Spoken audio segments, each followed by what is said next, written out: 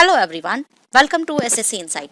My name is Neetu and here we are discussing GK/GS series of more than 1000 questions which will be helpful for your SSC CHSL exam, MTS exam, SSC GD exam and then post selection phase 10 exam. Apart from that, it is also helpful for coming RRB NTPC exam. अभी CHSL के exam 24 मई से start होने वाले हैं. So be regular with the class. जो भी important information मैं आपको बताती हूँ क्वेश्चन के अलावा वो सारा भी आप अपने नोट डाउन किया कीजिए, कॉपी पेन लेकर बैठिए. Okay, now these questions has taken from 4000 smart question bank from textbook. If you want to purchase this book, the link is given in the description. So without much ado, let's start the class. The first question is, which of the following Indian island lies in the Bay of Bengal? Bay of Bengal यानी बंगाल की खाड़ी में कौन सा भारतीय द्वीप स्थित है? अगर मैं एक रफ आइडिया दी हूँ आपको मैप का, अगर आपको ज्योग्राफी या भूगोल पढ़ना है तो मैप आपको हमेशा ध्यान में रखना चाहिए, तभी आंसर्स आपके करेक्ट हो सकते हैं. ओके, अगर मैं बात करूँ, this is Jammu and Kashmir, this is south India part, this is eastern part and this is western part. Okay, तो यहाँ पे होता है अरेबियन सी और यहाँ होता है बंगाल की खाड़ी, bay of Bengal. Okay, if I am talking about Daman and Diu तो वो कुछ यहाँ पे होते हैं. ठीक है, अगर मैं बात करूँ लक्षद्वीप के तो वो कुछ यहाँ पे हो रहे होते हैं. Okay, and if I am talking about Andaman and Nicobar तो वो कुछ यहाँ पे होते हैं. ओके, सो यहाँ पे आपसे बे ऑफ बंगाल के बारे में पूछा गया है तो हमारा आंसर हो जाएगा option B, that is Andaman and Nicobar. Okay, now the next is Chilka, India's largest brackish water lake is located in which of the following state? Chilka lake is basically in Orissa और ये के लार्जेस्ट ब्रेकिश वाटर लेक है. Okay, so हमारा answer हो जाएगा उड़ीसा. ठीक है, अब इसमें क्वेश्चन बहुत तरीके से घुमा के पूछा जा सकता है. सबसे पहला क्वेश्चन ये था जो इसमें है कि चिल्का लेक कहाँ पे है. दूसरा क्वेश्चन होता है कि चिल्का लेक जो कि उड़ीसा में है वो जो है वो ब्रेकिश वाटर लेक जो है वो है या नहीं है. ठीक है, ये आपसे पूछा जा सकता है तो आपको ध्यान में रखना है. Now the next is Bumla pass is located इन. जितने भी पासेस है, जितने भी दर्रा है, वो दर्रा सारा आपको याद रखना है. ठीक है, कुछ इंपॉर्टेंट स्टेट है जिसका दर्रा याद रखना जरूरी है. जैसे अगर मैं बात करूँ हिमाचल प्रदेश, जम्मू एंड कश्मीर, उत्तराखंड, अरुणाचल प्रदेश, सिक्किम, पंजाब, इन सब में जो भी है आपके वो सारे आपको ध्यान रखने हैं. ठीक है, तो आइए एक बार डिस्कस कर लेते हैं यहाँ पे कौन सा है. हिमाचल प्रदेश. हिमाचल प्रदेश में सबसे फेमस पास जो है वो है रोहतांग पास, क्योंकि टूरिस्ट बहुत सारे लोग इस पास से की तरफ जाते हैं, रोहतांग में जाते हैं घूमने के लिए. Next is Baralacha pass. Okay, so ये दोनों है हिमाचल प्रदेश का. ना उत्तराखंड की अगर बात करें तो माना है, नीति है, लिपू लेक है. अरुणाचल प्रदेश की बात करूं तो अरुणाचल प्रदेश में है दीफू पास, बॉमडीला पास और बॉमडीला पास को ही बुमला पास बोलते हैं. जम्मू एंड कश्मीर की बात करें तो जोजिला पास है और पीर पंजाल पास है. ओके, सो यहाँ पे बुमला पास पूछा गया है तो बुमला पास के लिए आंसर हो जाएगा Arunachal Pradesh. Okay, answer is option D. Okay, now the next is tropic of cancer does not pass through which of the following Indian state? Okay, यहाँ पे लोगों को पता होते हुए भी क्या होता है कि कंफ्यूजन हो जाती है. आप देख सकते हैं कि 35% के अप्रोक्स में लोगों की गलत हो गया क्योंकि यहाँ पे कुछ कंफ्यूजन लोगों को रह जाती है. सो बेसिकली अगर मैं ट्रॉपिक ऑफ कैंसर यानी कर्क रेखा की बात करूँ तो वो 8 स्टेट से होकर गुजरती है. ठीक है, 8 स्टेट में आपका नाम जो आता है वो आप ध्यान से सुन लीजिए. सबसे पहले अगर मैं बात करूँ राजस्थान, फिर है आपका गुजरात, फिर है आपका मध्य प्रदेश, देन है आपका छत्तीसगढ़, फिर है आपका झारखंड, फिर है आपका वेस्ट बंगाल और उसके बाद है आपका त्रिपुरा और उसके बाद है मिजोरम. ठीक है, तो ये जो है वो आपका किससे नहीं गुजर रही है, तो ये महाराष्ट्र से होकर नहीं गुजर रही है. तो हमारा आंसर हो जाएगा ऑप्शन डी. तो आपको ये 8 स्टेट के नाम ध्यान रखने हैं. ठीक है, राजस्थान, मेरे साथ बोलिए, Gujarat, yes, Madhya Pradesh, then Chhattisgarh, then Jharkhand, then west Bengal, then Tripura and then Mizoram. So हमारा आंसर हो जाएगा Maharashtra. Now the next is formation of soil is known as. जो मृदा का निर्माण होता है उसको क्या बोलते हैं? पेडोजेनेसिस बोलते हैं, एंथ्रोपोजेनिक बोलते हैं या फिर रेगोलिथ्स बोलते हैं. सो if I am talking about paedogenesis तो यही है आपका फॉर्मेशन ऑफ सॉइल. एंथ्रोपोजेनिक मतलब होता है pollution due to human activity. एक होता है नेचुरल पॉल्यूशन हो रहा होता है, एक होता है जो हम प्लास्टिक्स यूज कर रहे हैं या चीजों का रीयूटिलाइजेशन नहीं कर रहे हैं जिसकी वजह से पॉल्यूटेंट्स बढ़ते जा रहे हैं. तो मानव निर्मित कॉज है, उसकी वजह से अगर पॉल्यूशन हो रहा है तो इसको बोलते हैं एंथ्रोपोजेनिक. तो हमारा आंसर क्या हो जाने वाला है? पेडोजेनेसिस. पेडोजेनेसिस का मतलब होता है मृदा का निर्माण. Okay, so answer is option A. Next question में जाने से पहले आपको एक बार रिमाइंड कर दूं कि हमने एक नया वेबसाइट लॉन्च किया है जिसका नाम है bookpicker.in. Let's pick the right one. तो इस वेबसाइट में हमने डिफरेंट गवर्नमेंट एग्जाम्स के लिए अलग से बुक्स एनलिस्ट किया है, आप यहाँ पे देख सकते हैं. ओके, एंड इसके साथ साथ आपका जो अपकमिंग एग्जाम है जो कि SSC MTS 2022 उसके लिए हमने अलग से यहाँ पे बुक्स एनलिस्ट किया है जिससे कि आप MTS स्पेशल जो भी बुक्स है वो यहाँ से ढूंढ सके. एंड अगर आपको लेना है तो आप यहाँ पे क्लिक करके ऐसे डायरेक्ट Amazon से खरीद सकते हैं. ओके, तो do check it out our new website, the link is in the description. यहाँ पे सब्जेक्ट वाइज भी अलग से बुक्स एनलिस्ट किया गया है तो आई होप कि ये वेबसाइट आपके लिए बहुत बेनिफिशियल रहेगा। कोई भी बुक्स अगर आपको ढूंढना है रिलेटेड टू गवर्नमेंट एग्जाम्स तो आप यहाँ से ज़रूर ढूंढ सकते हैं एंड वो इजीली आप फाइंड आउट भी कर सकते हैं। ओके, लिंक डिस्क्रिप्शन बॉक्स में है, do check it out once. Now the next is Chulia Falls in Kolkata district of Rajasthan are formed on which river? ये जो चूलिया फॉल है, चूलिया जलप्रपात है, ये किस नदी पर बनता है? चूलिया फॉल की बात करें, अगर आपको देखिए, अगर आपको इसमें आप स्मार्टली कर सकते हैं। कैसे कर सकते हैं? आपको नहीं पता है कि चूलिया फॉल कहाँ पे है, लेकिन यहाँ पे आप देख सकते हैं कोटा डिस्ट्रिक्ट ऑफ राजस्थान। राजस्थान में आपको कौन सी नदी दिखेगी? राजस्थान में जो नदी है साबरमती आपको नहीं दिखेगी, घाघर नहीं दिखेगी। आपको कहाँ दिखने वाली है? ये जो है चंबल नदी आपको राजस्थान में मिलती है। ठीक है, तो आप चांस ले सकते हैं कि हाँ ठीक है शायद चंबल नदी हो सकता है, और इसका आंसर भी यही है बेसिकली। सो चूलिया फॉल्स जो है वो कहाँ पे है? चंबल नदी पे है, और ये ट्रिब्यूटरी है यमुना नदी की सहायक नदी है। ओके, और ओरिजिन कहाँ है इसका? विंध्या नदी से ये निकलती है। ओके, अगर मैं घाघर की बात करूँ तो ये हिमालय से निकलता है, नर्मदा की बात करूँ तो ये अमरकंटक से निकलता है, और साबरमती की बात करूँ तो ये अरावली से निकलता है, अरावली रेंज से। ठीक है, तो हमारा आंसर है ऑप्शन ए। आपको सारे रिवर और उसके ओरिजिन के बारे में भी याद रखना है, सारे रिवर और उसका ओरिजिन। एसएससी में ये क्वेश्चन ओरिजिन जो है उससे रिलेटेड बहुत पूछा जाता है, तो आप सारे रिवर का ध्यान में रखेंगे। ठीक है, अभी क्या पूछा जा रहा है? The Sardar Vallabh Bhai Patel international airport is located in. Okay, so अगर मैं मुंबई की बात करूं तो मुंबई में क्या है? मुंबई में है आपका छत्रपति शिवाजी टर्मिनस। कौन सा है? छत्रपति शिवाजी टर्मिनस। ओके, अहमदाबाद की बात करूं तो अहमदाबाद में ही आपका सरदार वल्लभ भाई इंटरनेशनल एयरपोर्ट है। दिल्ली में बात करूं तो इंदिरा गांधी इंटरनेशनल एयरपोर्ट, जिसको शॉर्ट में आईजीआई बोला जाता है। जयपुर की बात करूं तो जयपुर इंटरनेशनल एयरपोर्ट है। ठीक है, उसी के नाम से है, जयपुर के नाम से। तो हमारा आंसर क्या हो जाएगा? हमारा आंसर हो जाएगा ऑप्शन बी, अहमदाबाद सरदार वल्लभ भाई international airport. Now the next is which state is Paradip port located? Paradip port कहाँ पे है? ये क्वेश्चन मल्टीपल टाइम्स पूछा गया है, तो ये क्वेश्चन आपके लिए इंपॉर्टेंट हो जाता है। ठीक है, so Paradip port is basically located in Orissa. कहाँ पे है ये? उड़ीसा में है। ठीक है, अगर मैं बात करूं अंडमान एंड निकोबार की तो इसमें कौन सा पोर्ट है? तो इसमें है पोर्ट ब्लेयर पोर्ट। कौन सा है? पोर्ट ब्लेयर पोर्ट है। ठीक है, अगर मैं तमिलनाडु की बात करती हूँ तो यहाँ पे दो है, एक है तुतीकोरिन और एक है इन्नौर पोर्ट। इन्नौर पोर्ट भी बहुत फेमस है और तुतीकोरिन पोर्ट भी बहुत ज्यादा फेमस है। ठीक है, तो हमारा आंसर है उड़ीसा। बंदरगाह के बारे में भी आपको ध्यान रखना है। Now which of the following is India's largest artificial lake? Artificial lake जो लार्जेस्ट है वो कौन सा है? गोविंद वल्लभ पंत सागर, ढेबर झील, वुलर झील या बेला सागर? ये जो गोविंद वल्लभ पंत है इसको शॉर्ट में जीवी पंत भी बोला जाता है। ठीक है, अब किसी किसी को जीवी पंत याद रहता है, ठीक है, लेकिन वहां पे गोविंद वल्लभ एग्जाम के टाइम में ये देख करके ना चक्कर आने लगते हैं, तो ये चीज ध्यान रखना है। ठीक है, सो लार्जेस्ट आर्टिफिशियल लेक के बारे में अगर बात होती है तो वो है गोविंद वल्लभ पंत सागर, यानी हमारा आंसर हो जाएगा ऑप्शन ए। ठीक है, ढेबर लेक की बात करें तो ढेबर लेक जो है वो सेकंड लार्जेस्ट है। ये तो इंडिया का लार्जेस्ट गोविंद पंत हो गया, और सेकंड लार्जेस्ट है आपका ढेबर झील। ठीक है, बेला सागर जो है वो कहाँ पे है? यूपी में है। वुलर कहाँ पे है? जम्मू एंड कश्मीर में है। ठीक है, ढेबर जो है वो राजस्थान में है, और ये जीवी पंत जो है वो है आपका यूपी में। ठीक है, answer option A. Now the next is which type of soil is deposited by wind action and is mainly found in arid and semi arid area? ये तो ऑलमोस्ट सबको पता होता है कि arid area और semi arid area में हमें रेगिस्तानी मृदा ही मिलेगी, यानी डेजर्टी सॉइल ही मिलेगी। फिर भी आप देख सकते हैं कि काफी लोगों का गलत हो गया है। ठीक है, रेड सॉइल या ब्लैक सॉइल बताने लगे हैं, पर बेसिकली arid area यानी कि जो शुष्क प्लेस होता है, शुष्क क्षेत्र जो होता है, वहां पे कौन सा होगा? डेजर्ट सॉइल होगा, और ये विंड एक्शन से डिपॉजिट हो जाता है। ये कहाँ पे होता है? ये वाला सॉइल जो होता है ये वहां पे होता है जहाँ पे बारिश कम होती है, बारिश कम होती है। ठीक है, और इसमें ऑर्गेनिज्म जो ऑर्गेनिक मैटर होता है वो भी कम होता है। ठीक है, और ये किसके लिए सूटेबल होता है? कॉटन के लिए, वीट के लिए, बार्ली के लिए, मिलेट्स के लिए फेमस होता है।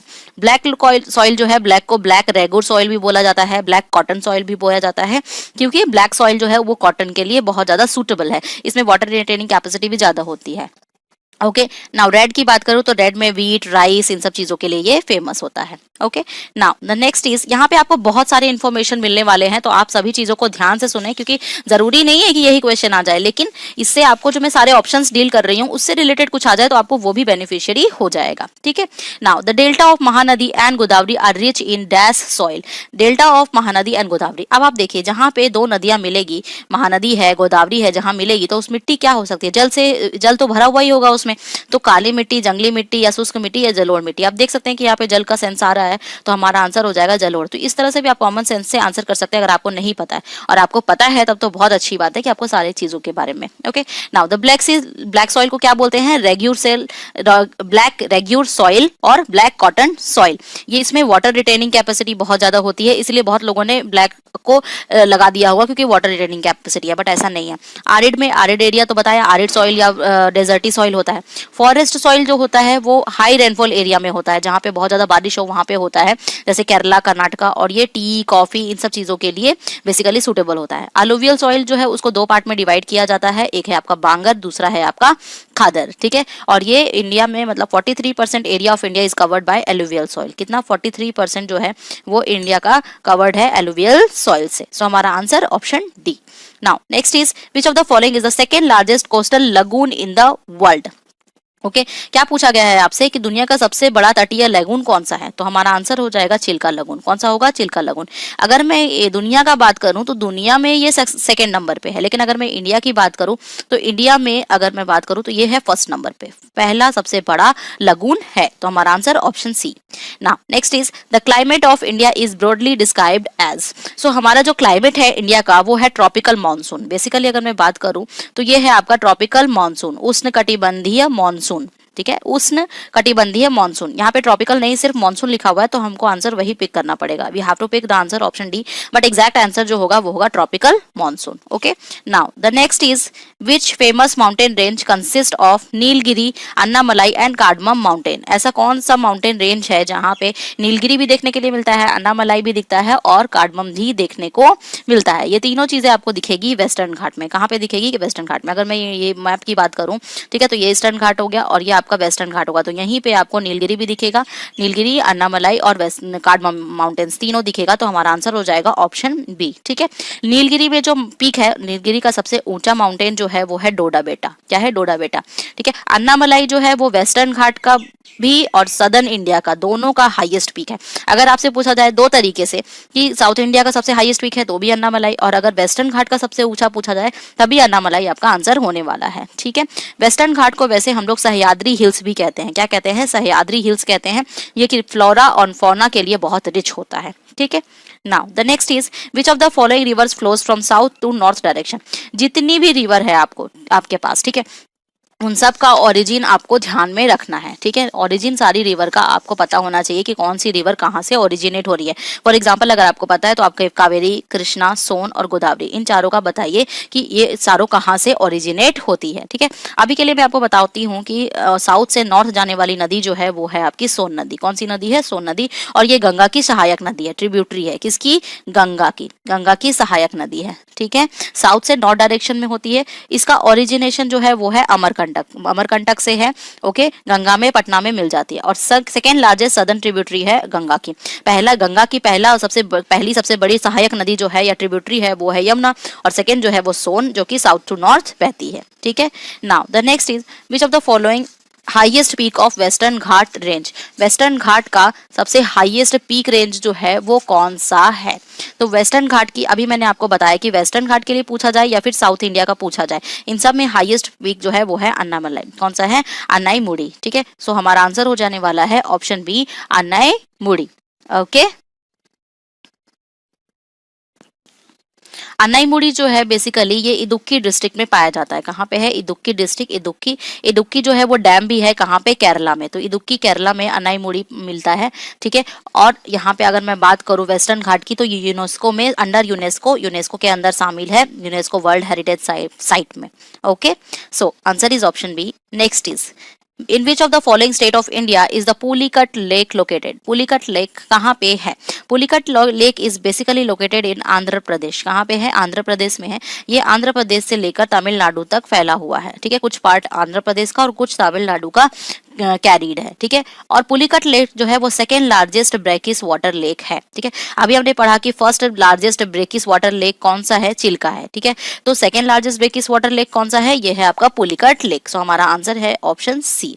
Next is in which of the following state is Ennore port located. So यहाँ पे आपको पोर्ट के बारे में बताना है। चलते आते हैं, देखते हैं। उड़ीसा, उड़ीसा का है पारादीप, ठीक है। आंध्र प्रदेश की बात करें तो वह है कृष्णपट्टनम। क्या है, कृष्णपट्टनम। ये डीपेस्ट पोर्ट है, सबसे ज्यादा डीपेस्ट पोर्ट है, ठीक है। उसके बाद है तमिलनाडु, तमिलनाडु में एन्नोर पोर्ट भी है और तूतीकोरिन पोर्ट भी है, ओके। वेस्ट बंगाल की बात करें तो यहाँ पे है हल्दिया पोर्ट, जिसको रेवराइन पोर्ट भी बोला जाता है। सो हमसे पूछा गया है एन्नोर पोर्ट, तो एन्नोर पोर्ट का आपका आंसर हो जाने वाला है Tamil Nadu, that is option C, okay.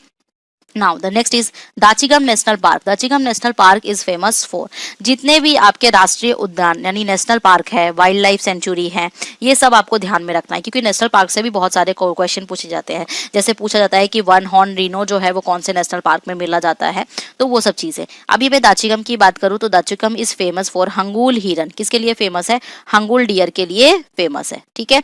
अगर मैं तितलियों यानी बटरफ्लाई की बात करूँ तो बटरफ्लाई कहाँ पे फेमस है, संजय गांधी नेशनल पार्क में, संजय गांधी नेशनल पार्क मुंबई, ठीक है। पक्षियों की प्रजाति यानी बर्ड स्पेसिस फेमस है केवलदेव, केवलदेव नेशनल पार्क है वहां पे। नीलगिरी में जो है नीलगिरी तहर वो फेमस है इरनाकुलम, इराविकुलम नेशनल पार्क के लिए, ठीक है। तो यहाँ पे हमारा दाचिगम नेशनल पार्क पूछा गया है, तो दाचिगम हंगुल हिरन के लिए फेमस है। और एक चीज और मैं बता दूं, ये दाचिगम है जम्मू एंड कश्मीर में। कहाँ पे है, जम्मू एंड कश्मीर में, ठीक है।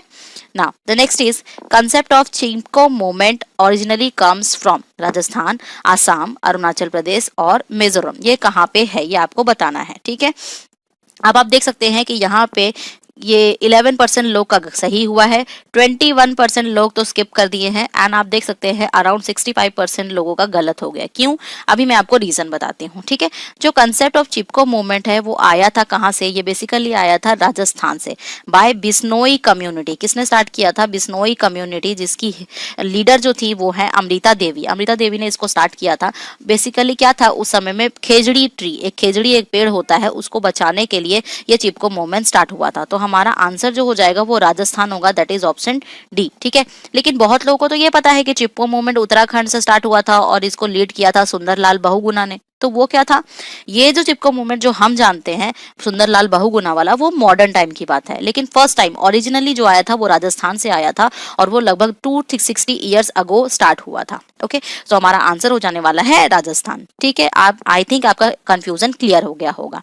Now the next is match the following. अब आपको क्या करना है, मैच करना है, ठीक है।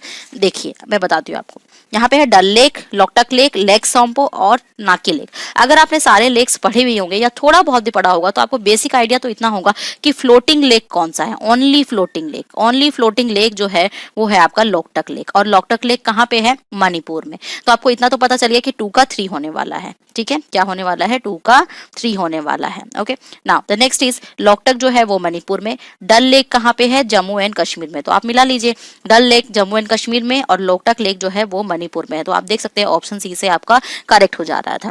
फिर भी मैं आपको बता देती हूँ, ठीक है, कि सोंगबो, ये आपको नाम दिख रहा है सोंगबो, सोंगबो जो है वो सिक्किम में है, और नक्की जो है वो है आपका राजस्थान में। सो ये आपका आंसर हो गया।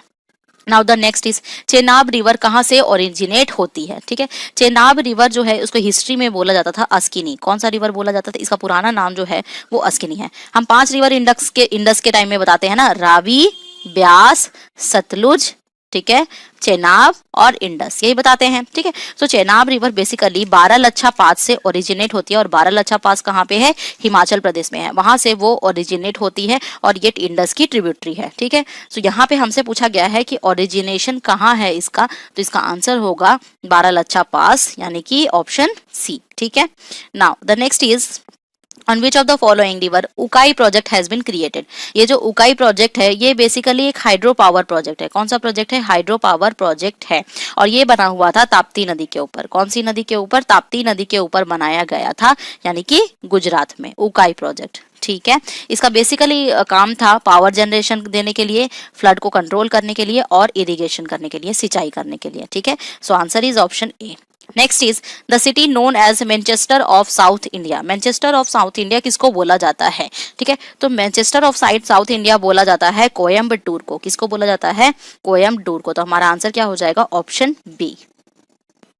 अगर आपसे मैनचेस्टर ऑफ साउथ इंडिया पूछा गया तब तो आप कोयम्बटूर आंसर करेंगे, ओके। लेकिन अगर सिर्फ मैनचेस्टर ऑफ इंडिया पूछा गया तो वहां पे आपका आंसर चेंज हो जाएगा। मैनचेस्टर ऑफ इंडिया जो है वो है अहमदाबाद। सो मैनचेस्टर ऑफ इंडिया अगर पूछा जाए, मैनचेस्टर ऑफ इंडिया के बारे में पूछा जाए तो आपका आंसर हो जाने वाला है अहमदाबाद, ठीक है। लेकिन यहाँ पे साउथ इंडिया पूछा गया है। बैंगलोर को क्या बोलते हैं? बैंगलोर को बोलते हैं सिलिकॉन वैली ऑफ इंडिया, और तिरुवनंतपुरम को बोलते हैं evergreen city of India, okay. So यहाँ पे बेसिकली पूछा गया है आपका मैनचेस्टर ऑफ साउथ इंडिया, तो हमारा आंसर हो जाने वाला है Coimbatore, option B. Now the next is Lakshadweep island and Maldives islands are separated by. यहाँ पे एक्चुअली क्वेश्चन में थोड़ा सा मिस्टेक है, इसको करेक्शन कर लीजिएगा, ओके। लक्षद्वीप नहीं है, ये है आपका मिनिकॉय। क्या है? मिनिकॉय, ओके। मैं यहाँ पे लिख दे रही हूँ मिनिकॉय ना। द 10 डिग्री चैनल जो है वो अंडमान और निकोबार को सेपरेट करती है, ओके। 8 डिग्री चैनल जो है वो मिनिकॉय को मालदीव से सेपरेट करती है। 11 डिग्री चैनल इंटायर लक्षद्वीप को सेपरेट करती है, अमेंदीव एंड अम्मानोर को। Now 9 degree channel separate Lakshadweep को मिनिकॉय से सेपरेट करती है, ओके। सो यहाँ पे हमारा आंसर क्या हो जाएगा? ये क्वेश्चन अगर मैं लक्षद्वीप को मिनिकॉय लूं और मालदीव की बात करूं तो ये सेपरेट होता है मिनिकॉय मालदीव से 8 डिग्री चैनल पे, तो हमारा आंसर होगा 8 डिग्री जल Sindhi, okay. Now the next is what is the percentage of fresh water available out of the total water on the earth? अगर मैं बात करूं जितने भी परसेंटेज, अगर 100% वाटर अवेलेबल है 77% का, तो उसमें से 2.5% जो है वो ओनली जो है वो पीने लायक है। फ्रेश वाटर अवेलेबल जो है वो 2.5% है, और इसमें भी जो यूज करने लायक है वो बहुत कम है, क्योंकि जो फ्रेश वाटर है वो आइस फॉर्म में है, और आइस फॉर्म जो है वो हम यूज नहीं कर सकते हैं। इसीलिए कहा जाता है कि वाटर का कंजर्वेशन, उसका संरक्षण बहुत इंपॉर्टेंट है। So answer is option B. Next is which of the following is second largest soil type found in India? Second largest soil कौन सा है जो इंडिया में फाउंड होता है? सबसे पहले अगर मैं बात करूं अलुवियल सॉइल को, तो ये 43% इंडिया में अवेलेबल है। गुजरात में, राजस्थान में, पंजाब में, यूपी में, बिहार में, झारखंड में, इन सब जगहों पे अलुवियल है।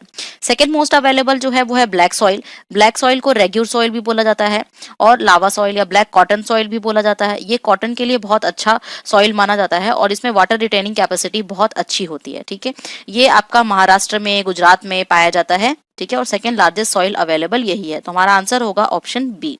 नाउ लेटेराइट की बात करें तो ये लीचिंग से बनती है, और लीचिंग प्रोसेस से ये कर्नाटक, केरला, तमिलनाडु में बनती है। रेड सॉइल का रंग रेड क्यों होता है? फेरिक ऑक्साइड के प्रेजेंस की वजह से। फेरिक ऑक्साइड के प्रेजेंस की वजह से रेड सॉइल का कलर रेड कलर का होता है, और ये उड़ीसा और छत्तीसगढ़ में मिलता है। सो हमारा आंसर है second largest soil black soil. Next is in Thar region the shifting sand dunes are locally known as. Sand dunes जो है वो शिफ्टिंग सैंड ड्यून्स है, उसको बोला जाता है ध्रियन, या फिर दौर्य, या फिर धाया, या फिर धरोस। बेसिकली क्या है? शिफ्टिंग सैंड ड्यून्स, इसको बोला जाता है ध्रियन। क्या बोला जाता है? धरियन, ठीक है। आंसर है A. Now which of the following given hill is an extension of Vindhyachal range in Rajasthan? यहाँ से आपका लेवल 3 स्टार्ट हो जाता है, ठीक है। सो पूछा जा रहा है कि विच of the given hill is an extension of Vindhya range? Vindhya range का एक्सटेंशन क्या है? तो ये बेसिकली आपका है मुकुंदा हिल्स। मुकुंदरा हिल्स जो है वो एक्सटेंशन है विंध्याचल रेंज का, और विंध्या रेंज कहाँ पे है? विंध्या रेंज है आपका राजस्थान में, ठीक है। सो हमारा आंसर है मुकुंदरा की पहाड़ियां। Next is the plateau which lies between Aravalli and Vindhya. Aravalli और विंध्या के बीच में क्या है? अगर अरावली की बात करें और विंध्या की बात करें तो बीच में जो है वो है मालवा प्लेट्यू। कौन सा प्लेट्यू है? मालवा प्लेट्यू, मालवा का पठार। और मालवा प्लेट्यू जो है वो घिरा हुआ है किससे? बुंदेलखंड और भरत प्लेट्यू से घिरा हुआ है, ठीक है। तो हमारा आंसर है Malwa plateau. Next is which of the following lake is longest lake in India? Longest lake कौन सा है इंडिया में? पैंगोंग लेक, पोम्पा लेक, या फिर सांबर लेक, या फिर वेम्बानाथ। लॉन्गेस्ट की अगर मैं बात करूं तो वेम्बानाथ जो है वो है आपका लॉन्गेस्ट लेक, और ये कहाँ पे है वेम्बानाथ? ये है आपका केरला में, ठीक है। केरला में स्प्रेडेड है।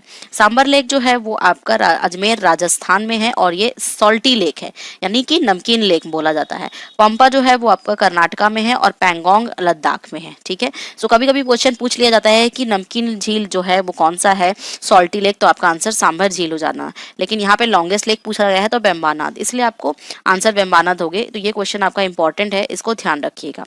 Next is which statement is true about equinox? Equinox से रिलेटेड स्टेटमेंट जो है वो कौन सा ट्रू है? इक्विनेक्स का मतलब क्या होता है? बेसिकली इक्विनॉक्स का मतलब होता है इक्वल डे होता है और इक्वल नाइट होता है, ठीक है। डे और नाइट इक्वल होते हैं, ओके। तो यहाँ फर्स्ट है the earth equator has no tilt. Equator में कोई टिल्ट नहीं होता, ये बिल्कुल सही है।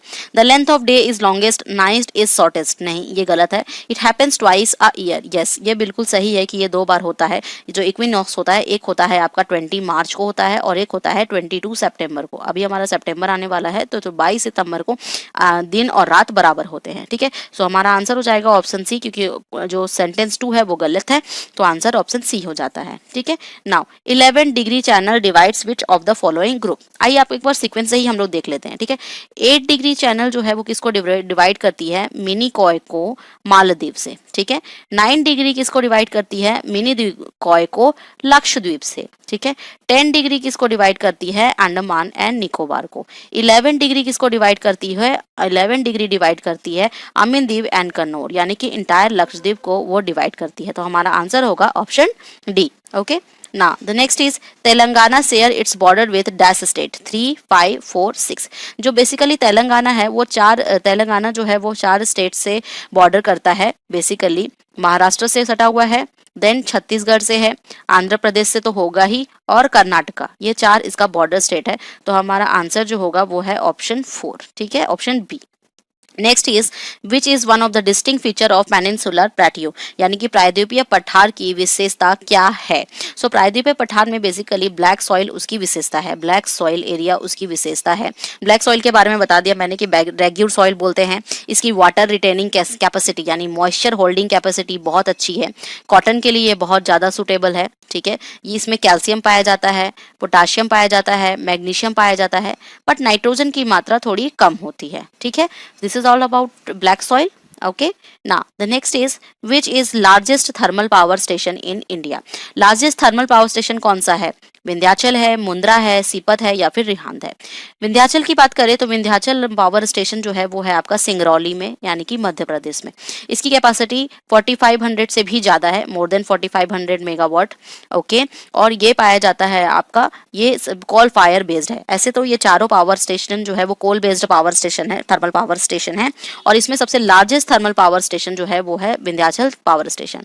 अब अगर मैं बात करूँ मुंद्रा का, तो मुंद्रा है आपका कच्छ यानी गुजरात में, सीपत जो है वो बिलासपुर छत्तीसगढ़ में है, और रिहांद जो है वो सोनभद्र यूपी में है, ठीक है। सो हमारा आंसर होगा Vindhyachal. Now the next is Baba Budan Giri hills are situated in. ये भी आपका इंपॉर्टेंट है, बाबा बुदान हिल्स कहाँ पाया जाता है, तो ये है बाबा बुदान, वो पाया जाता है चिकमंगलूर में। और चिकमंगलूर कहाँ पे है, कर्नाटका में। कर्नाटका में चिकमंगलूर में बाबा बुदान गिरी हिल्स है। बाबा बुदान एक सूफी सेंट थे, मुस्लिम सूफी सेंट, जो कि 7 सीड्स ऑफ कॉफी लेकर आए थे सऊदी अरेबिया से 7 सीड्स ऑफ कॉफी लेकर आए थे। इसीलिए ये जो बाबा बुदान गिरी हिल्स है वो कॉफी के लिए और आयरन रिजर्व के लिए फेमस है, ठीक है। गुजरात में एक गिरनार हिल है जो कि बहुत फेमस है। सो यहाँ बाबा बुदान गिरी हिल्स अगर आपसे फेमस पूछा जाए तो कॉफी के लिए और आयरन रिजर्व के लिए है, और बाबा बुदान है कहाँ पे, कर्नाटका में है, okay. Now the next is Moses lichens and small shrubs. ये कहाँ पे मिलता है, टुंड्रा में, कोरल रीफ में, मैंग्रोव में या फिर ट्रॉपिकल एवरग्रीन फॉरेस्ट में। So if I am talking about small shrubs, then lichens, then mosses, then सेजेस, देन ग्रासेस, तो ये सारा आपका मिलता है टुंड्रा वेजिटेशन में। कहाँ पे मिलता है, टुंड्रा वेजिटेशन में मिलता है। और इसका जो मीन टेम्परेचर यहाँ जो होता है वो मीन जो होता है टेम्परेचर 0 से 10 डिग्री सेल्सियस के अप्रॉक्स में होता है, ठीक है। Now the next is Andhra Pradesh new capital Amaravati is located in southern banks of dash river. Andhra Pradesh का एक नया कैपिटल है वो है अमरावती। रिसेंटली आंध्र प्रदेश का कैपिटल न्यूज में बहुत ज्यादा रहा था कि इसकी 3 कैपिटल होगी, ठीक है। तो इसलिए यहाँ पे कैपिटल की बात हो रही है। अमरावती जो कि आंध्र प्रदेश की कैपिटल है वो कौन से रिवर के पास है, ठीक है। तो ये है आपकी कृष्णा रिवर के पास। किसके पास है, कृष्णा रिवर के पास है। और ये जो प्लेस है ये फेमस है आपका अमरेश्वर टेम्पल के लिए, ठीक है। आंध्र प्रदेश के सीएम जो है वो है एन चंद्रबाबू नायडू। तो हमारा आंसर है Krishna river. Next is this is the last question of the class. आज ज्योग्राफी का 1 लेक्चर कंप्लीट हो जाता है। इंडियन ज्योग्राफी के लिए आपका 3 लेक्चर आने वाला है और उसके बाद फिर वर्ल्ड ज्योग्राफी होगा। So be continue with the class, okay. Now the question is that is the typical feature of Indian desert. Indian desert का जो फेमस है वो क्या फीचर है, चापाकार टिब्बा, रैखिक टिब्बा, पर्वतलाइक टिब्बा या फिर इनमें से कोई नहीं। सो अगर मैं इंडियन डेजर्ट के फीचर की बात करूँ तो ये है बारचांस, यानी कि चापाकार टिब्बा इसकी स्पेशलिटी मानी जाती है। यानी कि जो सैंड ड्यून्स होते हैं वो कुछ क्रिसेंट शेप में होते हैं, ठीक है। क्रिसेंट शेप में इसके सैंड ड्यून्स होते हैं और लार्ज एरिया को कवर करते हैं। इंडियन डेजर्ट के लिए लूनी रिवर बहुत ज्यादा फेमस है। राजस्थान में कौन सी रिवर है इंडियन डेजर्ट से रिलेटेड, तो लूनी रिवर बहुत ज्यादा फेमस है, ठीक है। तो यहाँ पे आपका स्पेशलिटी ऑप्शन ए आपका आंसर हो जाएगा। So this is all about the class. Thank you so much guys, be regular and thank you.